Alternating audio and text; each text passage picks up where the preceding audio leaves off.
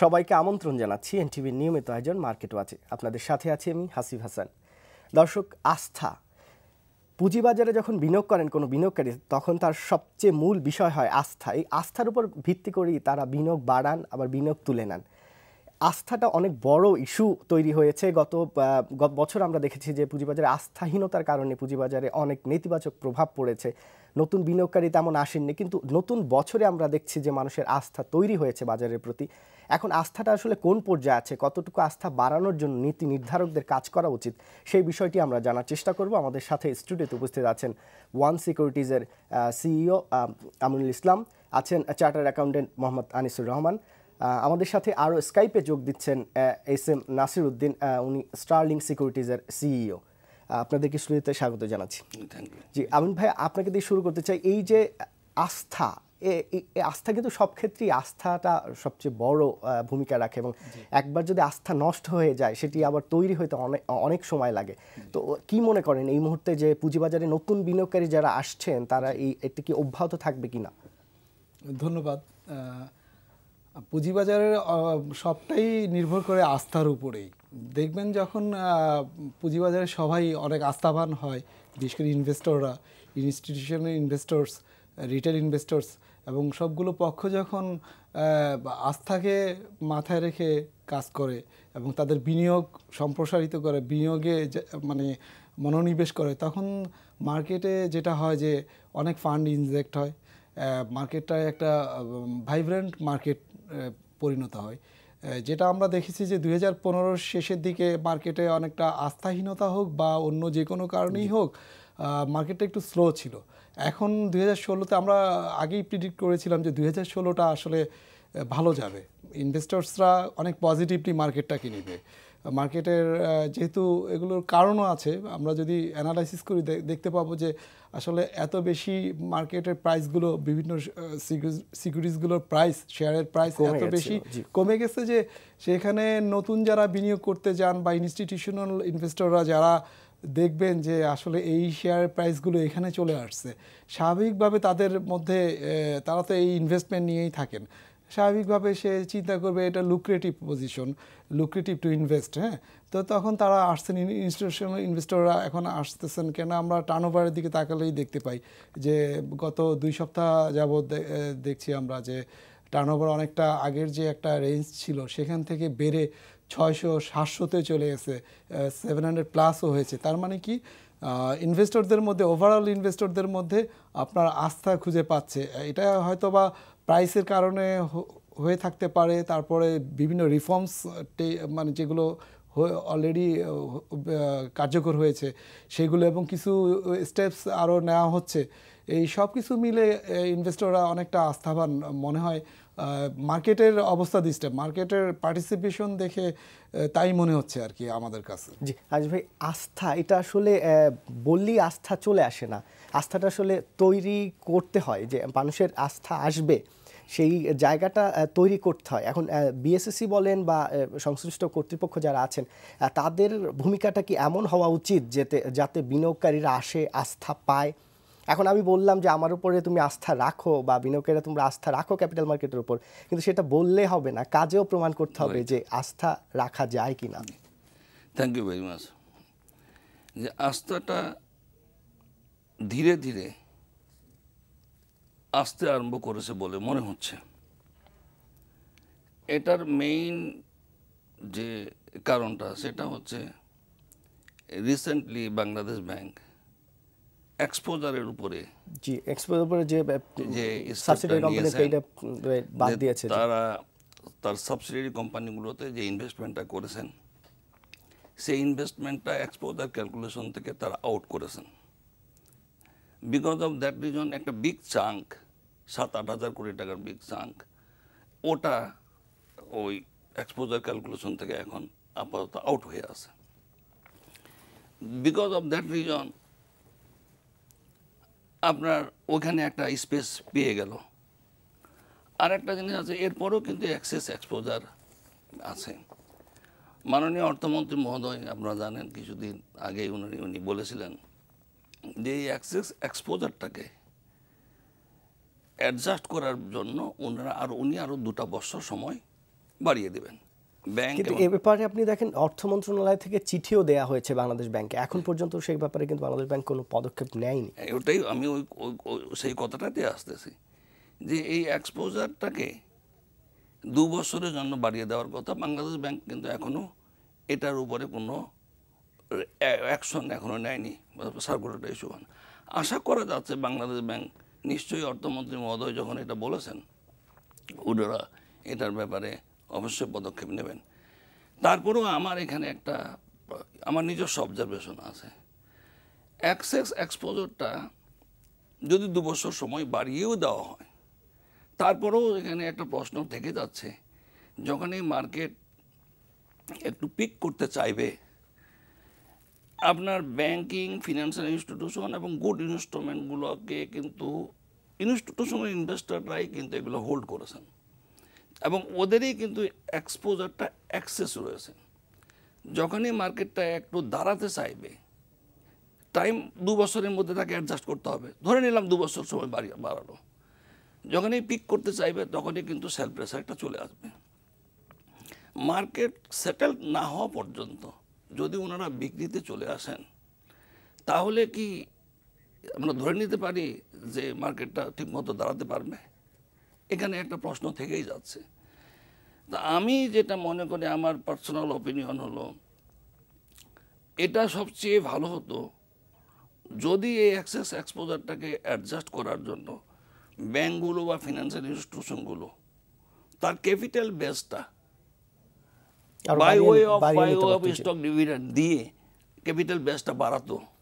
কেন্দ্রীয় ব্যাংক থেকে কিন্তু গভর্নর সাহেব একটা প্রোগ্রাম এরকম বলেছেন যে আপনারা পেইড আপটা বাড়ান যাতে অ্যাডজাস্ট করতে না। জি, এটাই আমি আসতেছি। জি, আমরা আসবো একটু, আমরা নাসির ভাইয়ের কাছ থেকে একটু আসি। বেস্ট ওয়ে এটাকে হ্যান্ডেল করার জন্য।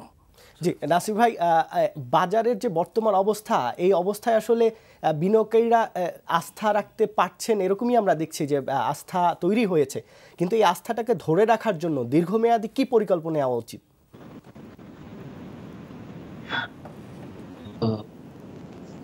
ধন্যবাদ। দেখেন, বেশ অভিজ্ঞ আলোচক আপনার সামনে, ওনারা আস্থা এবং অনাস্থার ব্যাপারে কথা বলেছেন। প্রথমে আমাদেরকে আস্থা এবং অনাস্থার ব্যাপারটাকে সংজ্ঞায়িত করতে হবে। আমাদের এই যে আজকে বিনিয়োগকারীরা কেন আস্থাহীন, এই কারণগুলো আগে আমাকে মানে ফাইন্ড আউট করতে হবে। এগুলাকে সংজ্ঞায়িত করে এগুলাকে আমাকে এক একটাকে আপনার কিভাবে আমার প্রত্যেকটা অনাস্থার বিষয়গুলোকে আমি আস্থার বিষয়ে নিয়ে আসতে পারি। আজকে কোন কোন বিষয়ের উপর অনাস্থা সৃষ্টি হয়েছে বিনিয়োগকারীদের, এই সমস্ত জিনিসগুলোকে যদি আমি সংজ্ঞায়িত না করতে পারি, আমি আমার অনাস্থার বিষয়টাকে যদি আমি ডিফাইন না করতে পারি, আমি আস্থা ফিরিয়ে আনবো কিভাবে, আমি আস্থার ইনিশিয়েটিভগুলো কিভাবে নেব। যেমন বাংলাদেশ ব্যাংকের স্যার বললেন, আনিসুর রহমান স্যার বললেন যে বাংলাদেশ ব্যাংকের এক্সপোজারের ইস্যুটা, এটা খুবই গুরুত্বপূর্ণ ইস্যু। তো এটা বাংলাদেশ ব্যাংক একটা ইনিশিয়েটিভ নিয়েছে, সরকার একটা ইনিশিয়েটিভ নিয়েছে, এটা একটা অনাস্থা থেকে আমরা আস্থার দিকে ফিরিয়ে যাচ্ছি। তেমনি ধরেন আজকে ব্যাংকগুলোতে সুদের হার একটা সিঙ্গেল ডিজিটে নেমে আসতেছে। হ্যাঁ, হয়রাস আমাদের আজকে ক্যাপিটাল মার্কেটে যে সমস্ত কোম্পানি এনলিস্টেড, সেই সময় অনেক ভালো ভালো কোম্পানি আছে যারা আমাদের প্রতি বছর একটা ভালো পরিমাণে লভ্যাংশ দিয়ে থাকে। তো এখানে বিনিয়োগের এখন একটা সুযোগ আছে। ভালো, আমি ব্যাংকে যদি একটা এফডিআর না রাখি, আমি যদি ক্যাপিটাল মার্কেটে একটা বিনিয়োগের জন্য বিনিয়োগ করে থাকি লভ্যাংশ পাওয়ার জন্য, সেখানে একটা দীর্ঘমেয়াদে বিনিয়োগ আসতে পারে। এইসব অনেকগুলো কারণ আছে। এরপরে রেগুলেটরি বোর্ডের অনেক আপনার যেমন আপনার একটা শেয়ারের ঊর্ধ্বগতিতে যেমন তারা এটাকে ঊর্ধ্বগতির কারণটা যেমন বিশ্লেষণ করতেছে, বাইর করে নিয়ে আসতেছে, নিম্নগতির কারণটা যদি বিশ্লেষণ করে নিয়ে আসতে পারে, তাহলে আমি মনে করি বিনিয়োগকারীদের আস্থা আমাদের নিয়ন্ত্রণ সংস্থার উপর অনেক বেড়ে যাবে। জি নাসির ভাই, আপনি আমাদের সাথে থাকুন, আসছি আপনার কাছে।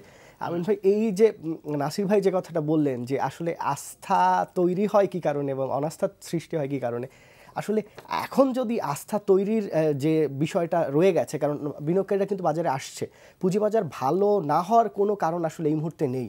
তো এই মুহূর্তে আস্থা যাতে বাড়ে বিনিয়োগকারীদের, সেই কারণে নীতি নির্ধারণী মহল থেকে বেশ কিছু পদক্ষেপ নেওয়া হয়েছে। কিন্তু দুই স্টক এক্সচেঞ্জ থেকে বলা হয়ে থাকে যে কোনো, নাসির ভাই যে কথাটি বললেন যে শেয়ারের প্রাইস বাড়লে তদন্ত, কমলেও তদন্ত হয় না কেন, এই বিষয়টি অনেক পুরনো। কিন্তু আমরা দেখছি যে সেই জায়গা থেকে দুই স্টক এক্সচেঞ্জ কিন্তু সরে আসে নাই।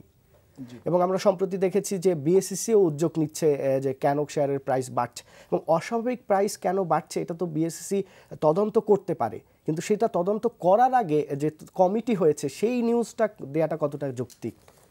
ধন্যবাদ। প্রথমত আস্থার ব্যাপারটা নিয়ে কথা বলি।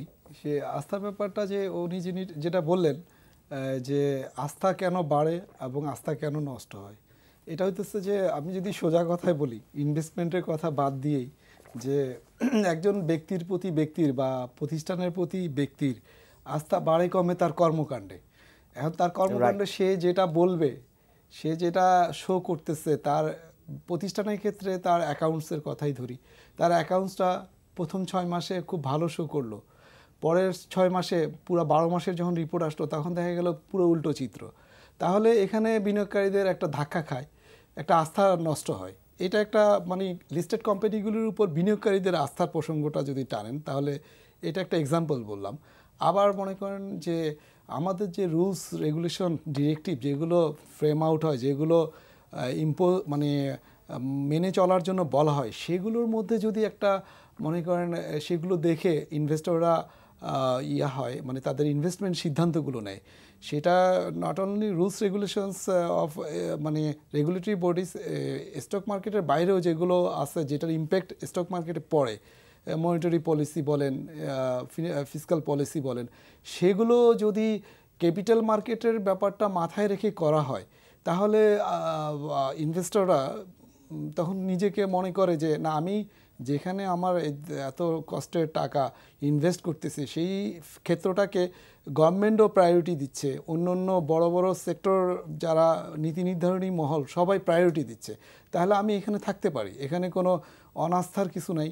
এবং এটা ওনারা মাথায় রেখে ওইভাবেই গ্রেটার যে পলিসিগুলি ফ্রেম আউট করা হয় সেগুলো করা হচ্ছে। তাহলে কি হয়, ইনভেস্টররা লং টাইমে আপনার লং টার্মের জন্য মার্কেটে থাকবে। এবং এইটা এই জন্যই বলতেছি যে অন্য অন্য পলিসি ফ্রেম আউট করার সময় ক্যাপিটাল মার্কেটকেও মাথায় রাখা উচিত। এই জন্য এটা আমি ব্যক্তিগতভাবে বলতেছি, এই জন্য যে ক্যাপিটাল মার্কেট থেকে যে পরিমাণ মানে অ্যাক্টিভিটিস হবে ইকোনমিতে, যে পরিমাণ আউটপুট আমরা পাবো সেটা পজিটিভলি অনেক বেশি পাবো অন্য যে কোনো সেক্টরে ফাইন্যান্সিংয়ের মাধ্যম হিসাবে ব্যাংক বা অন্য সেক্টরের চাইতে ক্যাপিটাল মার্কেটের অবদানটা অনেক বেশি রাখতে পারে। সেই জন্যই দরকার যে কোনো দেশের যে কোনো ফিনান্সিয়াল সেক্টরে পলিসি ফ্রেম আউট করার সময় ক্যাপিটাল মার্কেটকে মাথায় রাখা, যে ক্যাপিটাল মার্কেটের যেন এটা কোনো ধরনের মানে বিপত্তি না ঘটে সেটাকে একটা। আর একটা জিনিস হচ্ছে যে কনফর্মিটি বা মানে একটা সমন্বয়ে থাকা সবসময়, মানে আজকে এইটা কালকে আবার ঠিক তার বিপরীতটা, আবার যে কোনো কাজ করতে গেলে কিছু সমস্যা অ্যারাইজ করে, কিন্তু সেই সমস্যাটা সলিউশন করার জন্য যে আমি এমনভাবে একটা আইন পাশ করলাম যেটাতে ক্যাপিটাল মার্কেটের একটা খুব বাজে ইম্প্যাক্ট পড়লো, ইনভেস্টররা সে কী হয়ে গেল, ফিনান্সিয়াল ইনস্টিটিউশনগুলোর এমন হলো যে তাদেরকে সব শেয়ার সেল করে দিতে হচ্ছে, ওই ধরনের না করে ক্রমান্বয়ে over the years long term একটা কোনো কিছু যদি চেঞ্জ করতে হয় অনেক সময় নিয়ে করলে হয় কি কেউ প্যানিকই হয় না, এইটা একটা ব্যাপার। তো আস্থা এবং আপনার কমিটি বলেন যে কোনো জিনিসের, আর মার্কেটের অ্যাক্টিভিটিসের কথা যদি বলেন, মার্কেট ওয়াচডগ হিসাবে, মার্কেটের অভিভাবক হিসাবে রেগুলেটরি বডিরা মার্কেটের উপর নজর রাখবেনই। আর সেই নজরটাও ওই যে আগে যেটা বললাম যে এমনভাবেই তারা ভালো বুঝেন, আমরা তো হচ্ছে মার্কেট প্লেয়ার, ব্রোকারেজ হাউসগুলো, এই ব্যাপারে আমাদের চাইতে তারাই ভালো বুঝেন। তবে সেটাই to protect the interest of investors, যাতে এমনভাবে মানে সব কিছু করা ভালো সব পক্ষেরই, যাতে ইনভেস্টররা প্যানিকি না হয়, যাতে সব মহলই ঠিক থাকে, মানে আমাদের মার্কেটটা খুব স্মুথলি রান করে। এটা যদি এনশিওর করা যায় তাহলে ইনভেস্টরদের আস্থা অটোমেটিক হয়ে যাবে। কেননা সে আর ইনভেস্টরদেরও একটা দায়িত্ব আছে যে একটা শেয়ার র্যাপিডলি বাড়তেছে, সেই বাড়ার মুখে যদি সে কিনে তা আমি আগেও এটা বলেছি, তাকেও কেনার সময় বিবেচনায় আনতে হবে। ফান্ডামেন্টালসের সাথে শেয়ারের প্রাইসে ইনভেস্টমেন্টের যোগসূত্র তাকেই স্থাপন করতে হবে যাতে সে ক্ষতিগ্রস্ত না হয়। জি আজ ভাই, এই 2010 আমরা যদি দেখি যে সবচেয়ে বাংলাদেশের পুঁজিবাজার সবচেয়ে আপ ছিল, এবং 2007, 8, 9 এই 3 বছরে আমরা দেখেছি যে আস্তে আস্তে বাজার বেড়েছে। এখন যদি আপনি বলেন 2016-তে এসে 2010-এ যতটা ইতিবাচক ছিল সার্বিক দিক পুঁজিবাজারের জন্য, এখন তার চেয়ে কোনো অংশেই কম না। আপনি বাজেট বলেন, এই মুদ্রানীতি বলেন, তারপরে এখন সুদের হার কমে গেছে এবং সঞ্চয়পত্র সুদের হারও কমছে, আরও কমবে। এই অবস্থায় বাজার তো ভালো হওয়ার না হওয়ার কোনো কারণ নেই। এখন আস্থাহীনতা যেটা ছিল, আমিন ভাই যেটা বললেন, আস্থাহীনতা যেটা ছিল সেটা আস্তে আস্তে কেটে যাচ্ছে। তাহলে বাজারের সার্বিক চিত্র কি আমরা খুব তাড়াতাড়ি আরও ভালো দেখতে পাবো? Thank you. আপনি খুব ভালো একটা প্রশ্ন করেছেন। এই প্রশ্নটার অ্যান্সারটা দেওয়ার আগে আমি এইভাবে একটু বলতে চাই। আপনি দেখেন আমাদের ইকোনমিক চিত্রটা এত ইন্ডিকেটরগুলো, অন্যান্য ইন্ডিকেটরগুলো তো খুব সুন্দর আছেন। তারপরও আমি 3টা ইকোনমি নিয়ে 3টা কথা আমি বলতে চাই, 3টা এলিমেন্ট নিয়ে। আপনারা একটু চিন্তা করে দেখেন,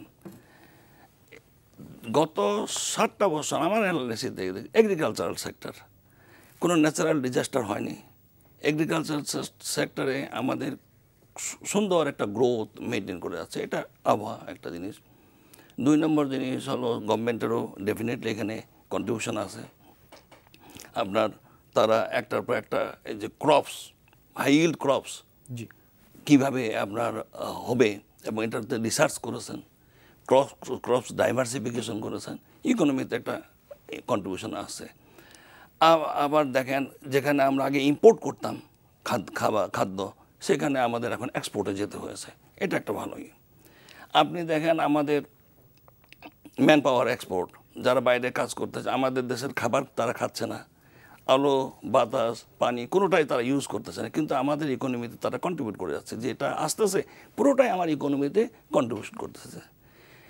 মোস্ট যেটা পার্টিনেন্ট যে জিনিসটা আপনি খেয়াল করেন, এখন $28 ব্যারেল আপনার ফুয়েল প্রাইস এসে গেছে, কিন্তু আমাদের ফুয়েল প্রাইস আপওয়ার্ড ট্রেন্ডের সময় যেটা সেট করেছিল গভর্নমেন্ট, সেটা কিন্তু ডাউন করে নাই। এখানে একটা বিগ গ্যাপ, যেটা গভর্নমেন্টের জন্য, সরকারের জন্য, তার সরকার পরিচালনার জন্য। যখন সর্বশেষ তেলের দাম বাড়ানো হয় তখন 130 বা 20 থেকে $30 ছিল, এখন $28, এবং এটা আপনার লাস্ট এক যুগের মধ্যে সবচেয়ে কম।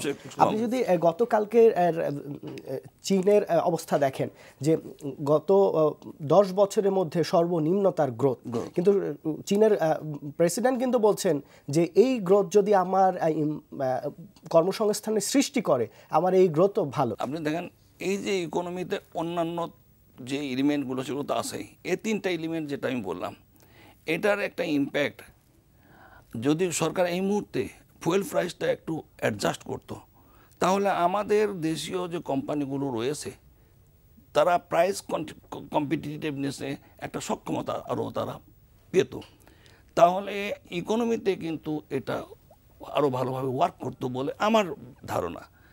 এবং তারা কিন্তু বাইরেও তার প্রোডাক্ট কস্টটা একটু ডাউন হতো, সার্ভিস কস্টটাও একটু ডাউন হতো, হলে পরে সক্ষমতা আরও বাড়ত। এটা সরকারের একটু বিবেচনা করা দরকার। আমি এটা এই প্রসঙ্গে এই কথাটা এই জন্যই বললাম যে ওটার থেকেই আসতেছে আপনার পুঁজিবাজার। পুঁজিবাজারে আমাদের আস্থাটা, যেহেতু ইকোনমিতে ইন্ডিকেটরগুলো ভালো, তাহলে তো ওটার একটা ইম্প্যাক্ট তো আমাদের পুঁজিবাজারে আসা উচিত। কিন্তু গত 2-3 বছরে আমি তো সেটা দেখি না। গত 5 বছর, 2-3 বছর না, 5 বছরে কিন্তু দেখা গেল যে ইম্প্যাক্টটা আসে না।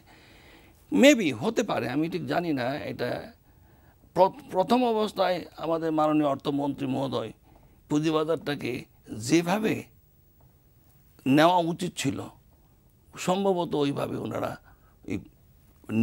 নিতে পারেননি।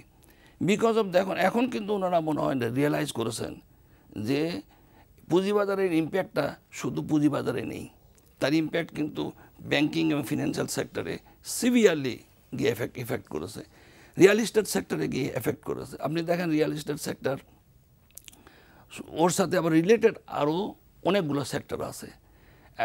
1000 আইটেমস নিয়ে কিন্তু ওই সেক্টরটা জড়িত, তো ওগুলা পুরোটা এফেক্ট করেছে। এই জায়গায় ফিরবো, একটি ফোন নিয়ে নিই। দর্শক কে বলছেন, কি জানতে চাচ্ছেন? হ্যালো, আসসালামু আলাইকুম। ওয়ালাইকুম আসসালাম। আচ্ছা, আমি একটু জিএমজি এয়ারলাইন্স সম্পর্কে জানতে চাচ্ছি।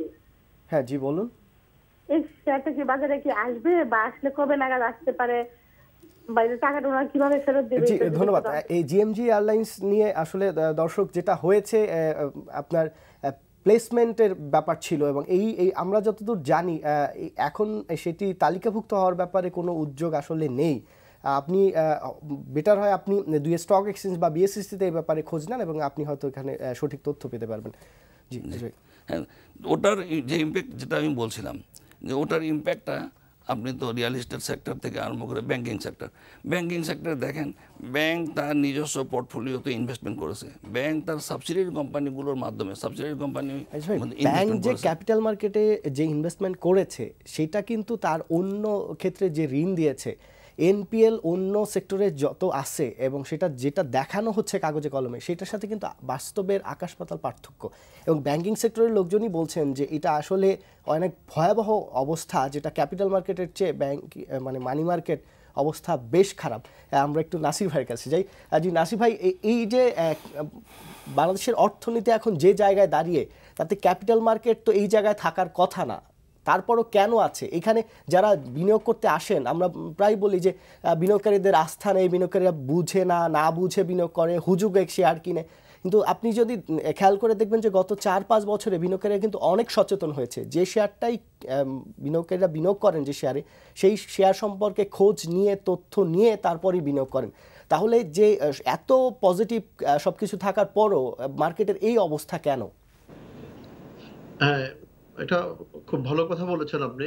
বিনিয়োগকারীদের আমাদের পুঁজিবাজারে অনেকগুলো উন্নয়ন ঘটেছে, পুঁজিবাজারে ইনফ্রাস্ট্রাকচারে অনেক ডেভেলপমেন্ট এসেছে, আমাদের পুঁজিবাজারে বিনিয়োগকারীরা অনেক সচেতন হয়েছে।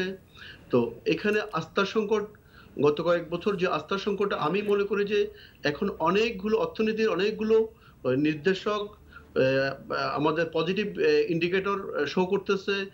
পাশাপাশি আমাদের সরকার, বাংলাদেশ ব্যাংকের গভর্নর সহ অনেক রেগুলেটরি বডি আমাদের এই পুঁজিবাজার নিয়ে এখন মোটামুটি ভালো ভালো মন্তব্য করতেছেন। হ্যাঁ, তো এইসব মন্তব্য কি বিনিয়োগকারীদের আস্থা তৈরিতে সহায়ক হয়? আস্থার সংকট কাটিয়ে ওঠার পথে, আমি পুরোপুরি বলবো না আস্থার সংকট কাটিয়ে উঠছে অথবা আস্থার সংকট এখনো একেবারে কাটিয়ে উঠেনি। তো আস্থার সংকট ক্রমান্বয়ে কাটিয়ে উঠবে, আমি এটা আশা করতেছি। তো আমাদের পুঁজিবাজার, পৃথিবীর যে কোনো দেশ যত উন্নত, তার পুঁজিবাজার তত উন্নত। পুঁজিবাজারকে আমরা অবহেলা করে আমাদের টোটাল অর্থনৈতিক অবকাঠামো আমরা সৃষ্টি করতে পারবো না। আমরা আজকে গ্রামে গঞ্জে, আপনি গতকাল একটা রিপোর্ট দেখেছেন কিনা আমি জানি না চ্যানেলাইতে, আমাদের দেশে প্রতিদিন শুধু চা খাওয়ার পিছনে গ্রামের লোকজন 100 কোটি টাকার উপরে খরচ করে। তা আপনি দেখেন, আমি যদি রুরাল থেকে শুধু আরবানের উপর ডিপেন্ড না করে, রুরাল থেকে ছোট ছোট সঞ্চয়গুলো যদি আমরা যদি ক্যাপিটাল মার্কেটে নিয়ে আসতে পারি, আমরা এই ক্যাপিটাল মার্কেটের মাধ্যমে আমাদের বাংলাদেশের অনেক বড় বড় ইনফ্রাস্ট্রাকচার ডেভেলপমেন্টের জন্য আমরা পুঁজি সংগ্রহ করতে পারি। জি নাসির ভাই, বুঝতে পেরেছি যে আপনি বলতে চাচ্ছেন যে আসলে বিভিন্ন ব্রোকারেজ হাউসগুলোর শাখা খুলতে দেওয়া উচিত। আমরা আপনার কাছে আসবো আবার, আপনি আমাদের সাথেই থাকুন। জি আমিনুল ভাই, এই এখন যে অবস্থা, আমরা সবসময় বলি যে আস্থা তৈরিতে যেমন এক পক্ষ আমরা নীতি নির্ধারণী মহল, সংশ্লিষ্ট স্টেক হোল্ডারদের বলি, আবার অন্যদিকে বিনিয়োগকারীদেরও কিন্তু সচেতনতার দরকার, বিনিয়োগকারীদের সদিচ্ছা দরকার। এই আসলে দুই দিক থেকে যদি একসাথে কাজ না হয়, তাহলে কোনো আস্থাই আসলে সফল হয় না। এই বিষয়টিতে আসবে, একটি ফোন নিয়ে নিই। দর্শক কে বলছেন, কি জানতে যাচ্ছেন? হ্যালো, আসসালামু আলাইকুম। ওয়ালাইকুম আসসালাম, বলুন। টাঙ্গাইল থেকে আমি রবিন বলছি। জি, আমি জানতে চাচ্ছি যে আরএনই সুইং 4 বছর যাবত মানে ওটা রাইখে দিছি, ওই শেয়ারটার কি খবর? ওই ডিএসসি যে আপিল করছে, ওটা কোন পর্যায়ে আছে জানান, একটু উপকৃত হতাম। জি দর্শক ধন্যবাদ। আমরা যতদূর এই ব্যাপারে জানি যে এটি হাইকোর্টের বিষয় এবং এইখানে আসলে সঠিক করে বলা মুশকিল যেটা আসলে কবে এই বিষয়ে রায় হবে এবং তারপরে ডিভিডেন্ড দিতে পারবে আসলে কোম্পানির যারা উদ্যোক্তা আছেন তাদের সদিচ্ছা কতটুকু সেই বিষয়টিও আসলে এখানে প্রশ্নবিদ্ধ। কারণ কত বছর ধরে এই কোম্পানিটি ঝুলে আছে, যারা বিনিয়োগ করছেন তারা ক্ষতিগ্রস্ত হচ্ছেন। আসলে সংশ্লিষ্ট যারা কর্তৃপক্ষ আছেন বিএসইসির এই বিষয়ে উদ্যোগ নেওয়া উচিত বলে আমরা মনে করি। জি আমিনুল ভাই, এই ব্যাপারে যদি আপনি কিছু বলেন যে এইরকম আরএন স্পিনিং, ফার কেমিক্যাল এবং ফ্যামিলি টেক্স এই একই গ্রুপের তিনটা কোম্পানি এবং এগুলো নিয়ে প্রায়ই কথা বলা হয় এবং মানে বিশেষ করে একটা কোম্পানি যখন এত বছর ডিভিডেন্ড না দেয়, মামলা ঝুলে থাকে, তখন কিন্তু বিনিয়োগকারীরা ক্ষতিগ্রস্ত হয় এবং আস্থাহীনতা তৈরি হয়। এ ব্যাপারে বলবো যে উনি যেটা বলেছেন প্রশ্নকর্তা যে আরএনএ স্পিনিং এর ব্যাপারে উনি জানতে চেয়েছেন যে কি অবস্থা। আসলে আমাদের এই ব্যাপারে ওই ফুল ডিসক্লোজার থাকলে ভালো হয়। কোম্পানি থেকেই জানানো উচিত যে একটা কোম্পানির যদি সাবজুডিশিয়াস কোনো ম্যাটার থাকে তার কি অবস্থা, হিয়ারিং কবে, বা আমাদের যারা স্টক এক্সচেঞ্জ থেকেও কোম্পানির কাছে জানতে চেতে পারে, যেহেতু অনেক লং পেন্ডিং ইস্যু, যেহেতু ইনভেস্টরদের ইন্টারেস্ট এটার সাথে জড়িত। সো এটা কেন এতদিন পড়ে আছে বা কোম্পানিকেও জবাবদিহিতার মধ্যে আনতে পারে, কেননা কোম্পানিতে তো অনেক নাম্বারস অফ ইনভেস্টর ইনভেস্ট করেছে, মানে অনেক শেয়ার হোল্ডার কোম্পানির তালিকাভুক্তির মাধ্যমে অনেক শেয়ার হোল্ডার আগে যা ছিল তার চেয়ে অনেক বেশি সংখ্যক শেয়ার হোল্ডার বেড়েছে এবং তাদের স্বার্থ জড়িত, যেহেতু তার যে সাবজুডিস ম্যাটারগুলো তার কি প্রোগ্রেস বা একটা এই ব্যাপারে আসলে বিএসইসি এবং দুই স্টক এক্সচেঞ্জের আসলে উদ্যোগ নেওয়া উচিত। একটা ফোন আছে, ফোন নিয়ে নিচ্ছে। দর্শক কে বলছেন, কি জানতে চাচ্ছেন? কোম্পানি। আসসালামু আলাইকুম। ওয়ালাইকুম আসসালাম, জি বলুন। আমি একটু প্রশ্ন করতে যাচ্ছি এই আলোচনাকারীদেরকে, সেটা হচ্ছে কি যে বেঞ্জামিন গ্রাহাম কে বলা হয় আধুনিক ক্যাপিটাল মার্কেটের গুরু। তার বিখ্যাত বই আছে দি ইন্টেলিজেন্ট ইনভেস্টর। জি, সেখানে মূল কথা বলা হচ্ছে যে অবস্থা যাই হোক না কেন, একটা শেয়ারের অ্যাকচুয়াল যে দাম, এটা আমরা বুক ভ্যালুও বলতে পারি, তার থেকে কম দামে কিনতে হবে। কিন্তু আমাদের বাংলাদেশে আমরা কোনো সময় সরকারকে দোষ দিচ্ছি, চেম্বারকে দোষ দিচ্ছি, এমনকি এখন দেখছি যে ইনভেস্টরদেরও দোষ দেওয়া হচ্ছে। কিন্তু মূল কথা 10 টাকার শেয়ার যখন 200 টাকা হয়, কোন স্ট্রেংথে? ধন্যবাদ। জি দর্শক, আপনার প্রশ্নটি বুঝতে পেরেছি। 10 টাকা শেয়ার 200 টাকা হয়, 10 টাকা শেয়ারটা আমাদের বাজারে 3000 টাকাও আছে এবং সেই শেয়ারে কারাই ইনভেস্ট করছে, ওই শেয়ারগুলো কাদের হাতে আছে, এগুলো সবাই জানে। এবং আপনি দেখেন যে নতুন কোনো শেয়ার যেটার প্রাইস কম, সেটি যখন বাড়ে 100 টাকা থেকে 200 টাকা হয় বা 10 টাকা থেকে 50 টাকা হয়, তখন কিন্তু সবার নজর ওই দিকেই যায়। কিন্তু আপনি 2000 টাকা 3000 টাকা যে শেয়ারগুলো আছে, সেগুলো প্রতি বছর কি 3000 টাকা বিনিয়োগ করে ওইখান থেকে কত ডিভিডেন্ড পাচ্ছে বিনিয়োগকারীরা, এই বিষয়টিকে কিন্তু বিবেচনা আসলে কেউই নিচ্ছে না। বিনিয়োগকারীরাও নিচ্ছেন না, যারা কর্তৃপক্ষ আছেন তারাও নিচ্ছেন না।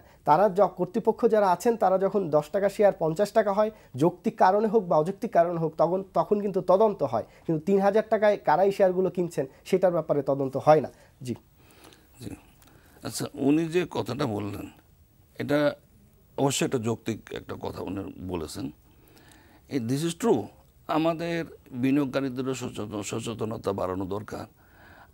যখন শেয়ারের প্রাইসটা আপওয়ার্ড ট্রেন্ডে যায়, অযৌক্তিক পর্যায়ে যখন চলে যায়, তখন আমরা কিন্তু আর তলিয়ে দেখি না। আমাদের ভাই, যৌক্তিক আর অযৌক্তিক মূল্য এটা আসলে নির্ধারণ করবেন আপনি কি দিয়ে? আপনি যদি বলেন ফান্ডামেন্টাল শেয়ার, এখন এই আমাদের ক্যাপিটাল মার্কেটে কোনটা ফান্ডামেন্টাল শেয়ার, এখন কোন ফান্ডামেন্টাল শেয়ার এবং সেটা কোন দামে এটা যৌক্তিক মূল্য, সেটিও কিন্তু বড় প্রশ্ন।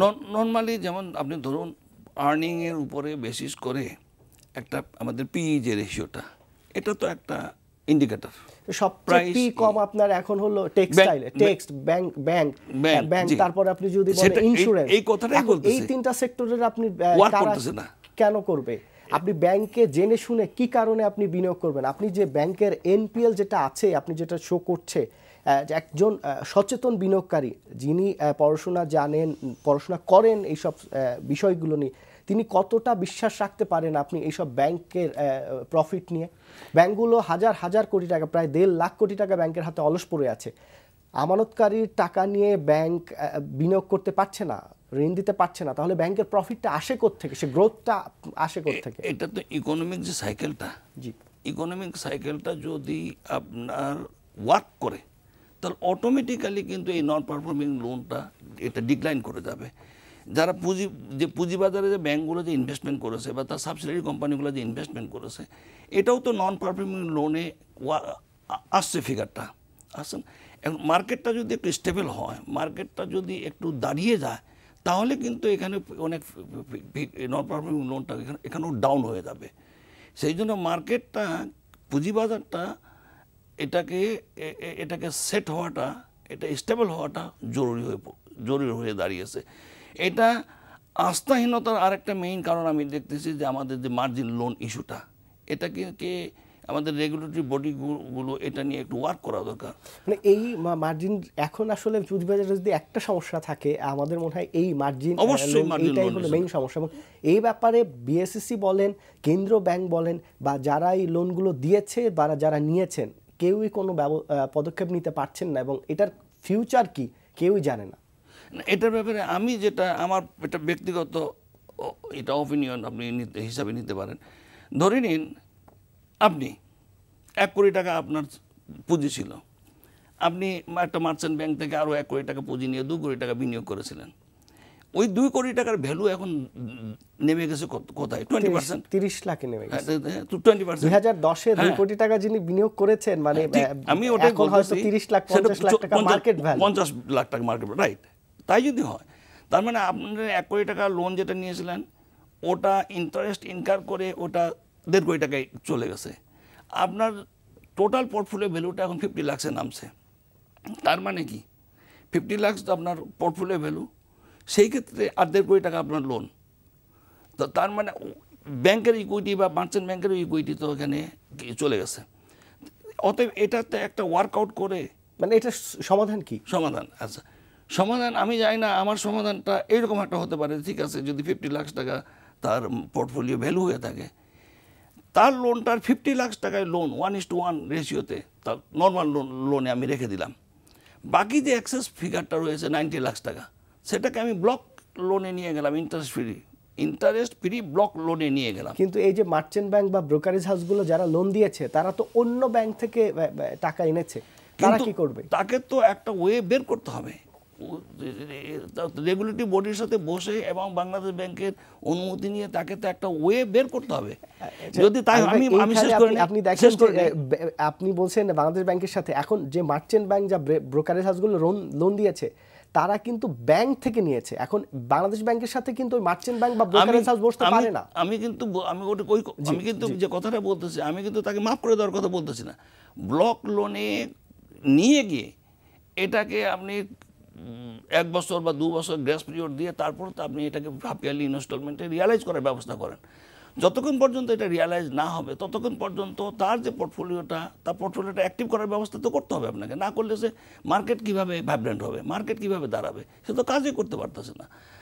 যদি আপনি এই অ্যাকাউন্টটা অ্যাক্টিভ হয়ে যায় তাহলে মার্কেট অ্যাক্টিভ হবে। মার্কেট অ্যাক্টিভ হয়ে গেলে কী হবে, কি একটা স্টেজে গিয়ে ওখান থেকে রিপেমেন্টটা স্টার্ট হবে।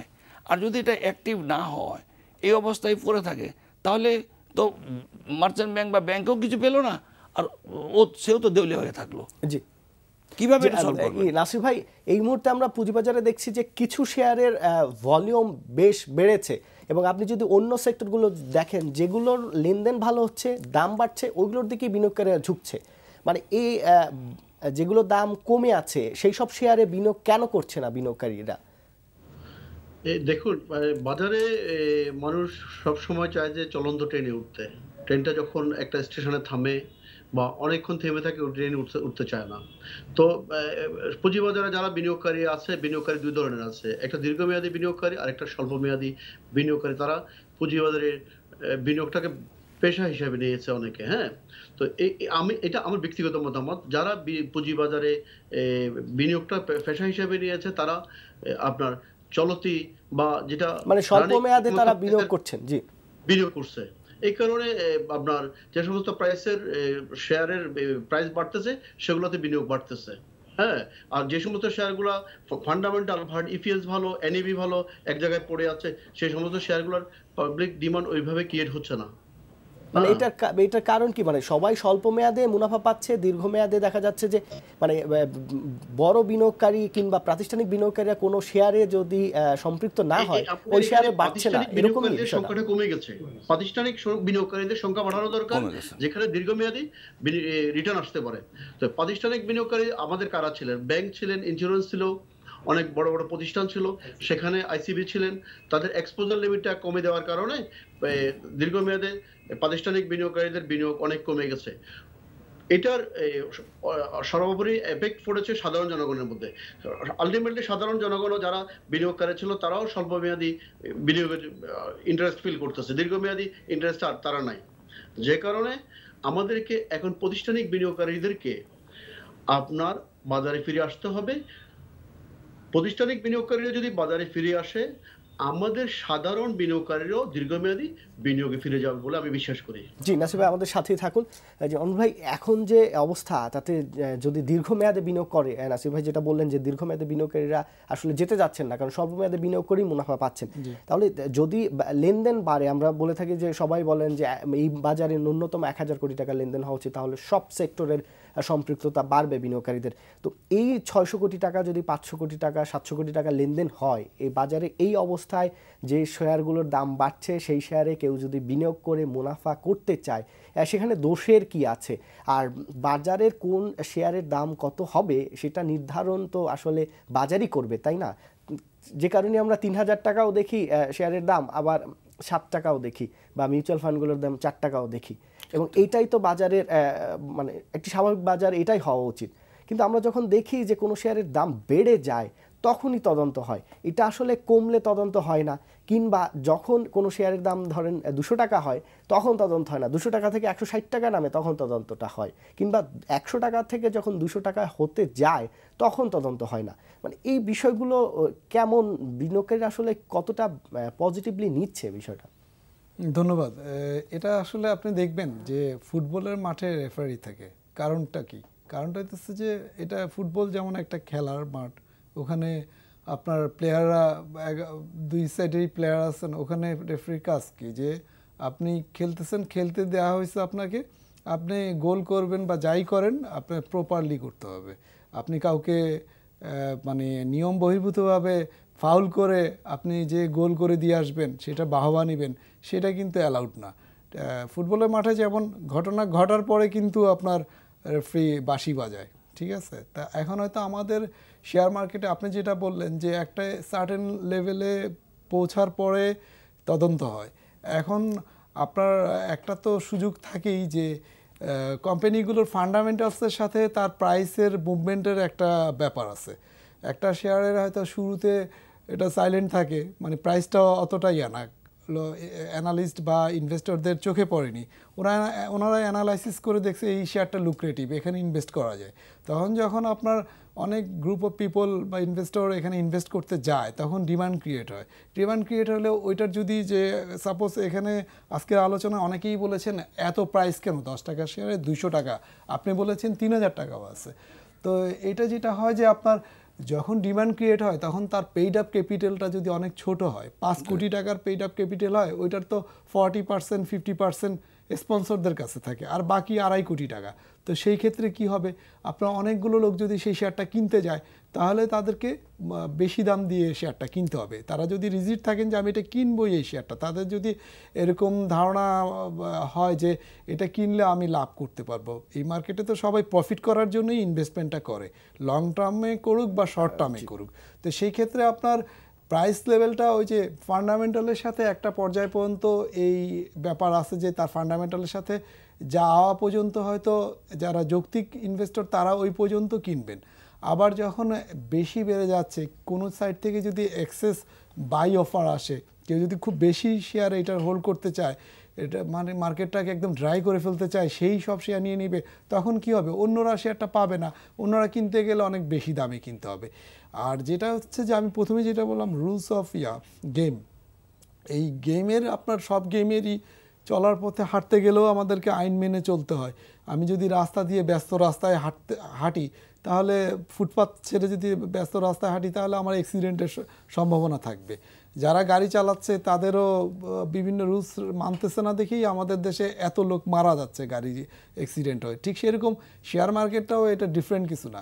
শেয়ার মার্কেটে আপনার এই যে যখন যা হচ্ছে, যখন এক্সেস হয়ে যাচ্ছে, যখন এটা প্রতীয়মান হচ্ছে সাধারণ মানুষের কাছে যে না এই ফান্ডামেন্টালসের সাথে এই শেয়ারটা কোনোভাবে এই প্রাইস হতে পারে না, এটার জন্য কিন্তু খুব বড় অ্যানালিস্ট হতে হয় না। এখন যারা এটার সাথে ইনভেস্টর জড়িত তারাই বুঝতে পারেন যে আসলে এই শেয়ারটার যে ফান্ডামেন্টাল তাতে কিন্তু মার্কেট প্রাইসে এত হইতে পারে না।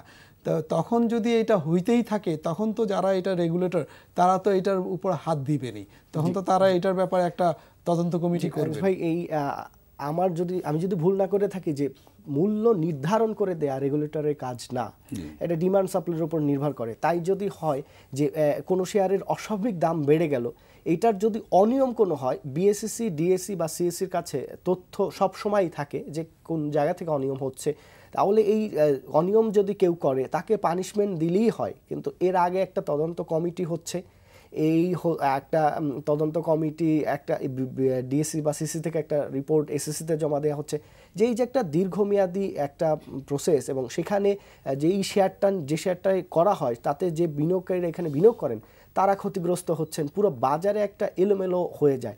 এটা না করে তথ্য তো আছে, কেউ অনিয়ম করলে তাকে পানিশমেন্ট তো দিতেই পারে, মানে এইটা জানানোর কতটুকু যৌক্তিক কারণ আছে? যে কোনো জিনিসের একটা সিস্টেম আছে, সিস্টেম ছাড়া তো আপনি কাউকে পানিশমেন্টটা দিতে পারেন না। এই সিস্টেমটাকে ফলো করার জন্যই কিন্তু আপনার এই কমিটিটা গঠন করা হয়। কমিটি গঠন করে তারাই কিন্তু নির্ধারণ করবেন যে যে রুলস এবং রেগুলেশন রয়েছে, যে ফ্রেমওয়ার্ক রয়েছে, সেই ফ্রেমওয়ার্ক অনুসারে অ্যাক্টিভিটিসটা হয়েছে কিনা। হওয়ার পরে কে কতটুকু দোষী তখনই প্রশ্নটা আসতেছে, যদি তারা গিলটি হয়ে থাকে তখন তার বিরুদ্ধে অ্যাকশনের প্রশ্নটা আসতেছে। আপনি কিভাবে এখন ডিটারমাইন করবেন যে এক্স এটার ব্যাপারে দোষী সাব্যস্ত কিভাবে করবেন? অত একটা ইনকোয়ারি কমিটি তো আপনাকে করাই লাগতেছে, এটা করা লাগবে, এটা সিস্টেমের মধ্য দিয়েই আপনাকে এটা করতে হবে। না করলে তো আপনি এটা ডিটারমাইন করতে পারবেন না যে হু আর দ্য গিল্টিস। নাসির ভাই, আপনি কি আমাদের সাথে আছেন? হ্যালো। হ্যাঁ জি নাসির ভাই, এই যে আনিস ভাই যে কথাটি বললেন তদন্তর বিষয়টি, এই বিষয়টি যদি আপনি বলেন খুব সংক্ষেপে, আমাদের একদম শেষ পর্যায়ে আপনি যদি বলেন আপনার মতামত। না, রেগুলেটরি বডির নিজস্ব একটা ডিসিপ্লিন আছে, ওনাদের ওই ডিসিপ্লিনে তদন্ত করবে, এটা স্বাভাবিক। আমি এর আগেও বলেছি তদন্তটা সেটা দুইটা দিক থেকে হতে পারে। একটা দিকে হলো আপনার আমি কোনো ম্যানুয়াল দিয়েছি কিনা, আমি অপারেটর বলতে আমি ব্রোকারেজ হাউসগুলোকে বলতেছি, ব্রোকারেজ হাউসগুলোকে আমি ওইভাবে ট্রেন করছি কিনা, বিনিয়োগকারীদেরকে ওইভাবে ট্রেন করছে কিনা, এই শেয়ার কিনা যাবে, এই শেয়ার কিনা যাবে না, এই শেয়ার কত পার্সেন্ট কিনা যাবে, এই শেয়ার কত পার্সেন্ট কিনা যাবে না, হ্যাঁ, এবং কোন এটা ভায়োলেট করলে আমার রুলস ভায়োলেট হচ্ছে, এই জিনিসগুলো আগে সিস্টেম ডেভেলপ করতে হবে আমাকে আগে। হ্যাঁ, আমি আগে সিস্টেম ডেভেলপ না করি, আমি যদি যে কোনো ইস্যুতে তদন্ত কমিটি গঠন করে দিয়ে যদি একটা পানিশমেন্টের দিকে যায়, আমি মনে করি না যে এটা খুব বেশি সময় উপযোগী পদক্ষেপ হবে। আমার কাছে আগে সিস্টেম ডেভেলপ করে দিতে হবে অনেক বেশি, আরো আমাদেরকে সিকিউরিটি অ্যাক্সেস কমিশন থেকে শুরু করে আমাদের ডিএসসি, সিএসসি অনেক কাজ করতেছে, অনেক ডেভেলপমেন্ট হচ্ছে। আমি মনে করি যে আরো ডেভেলপমেন্টের দরকার আছে আমাদের, বিশেষ করে সিস্টেম ডেভেলপমেন্টের জন্য। জি নাসির ভাই, আপনাকে ধন্যবাদ আমাদের সাথে যোগ দেওয়ার জন্য। আনিস ভাই এবং আমিনুল ভাই, আপনাদেরকে অনেক ধন্যবাদ আপনাদের মূল্যবান সময় আমাদের দেওয়ার জন্য। দর্শক, আস্থা আমরা আলোচনা করেছি, চেষ্টা করেছি আস্থার যে সমস্যাগুলো রয়েছে, সংকট রয়েছে, সেটি যাতে ফিরে আসে, সেজন্য নীতি নির্ধারণী মহল থেকে যাতে একসাথে কাজ করা হয়, সংশ্লিষ্ট যে স্টেক হোল্ডার আছে তারা সবাই যদি একসাথে কাজ করে যে কোনো সংকটই উত্তরণ সম্ভব। আমরা আশা করছি আপনারা আমাদের সাথে থাকবেন, আপনাদের মতামত, আপনাদের পরামর্শ আমাদেরকে জানাতে পারেন। আপনারা এই অনুষ্ঠানটি সহ এনটিভির সব খবর এবং সব অনুষ্ঠান দেখতে আপনারা ভিজিট করুন এনটিভির অনলাইন www.ntvbd.com। আমাদের সাথে থাকার জন্য ধন্যবাদ। আগামী সপ্তাহে আগামীকালকে দেখা হবে অন্য কোনো বিষয় নিয়ে। সে পর্যন্ত সবাই ভালো থাকুন।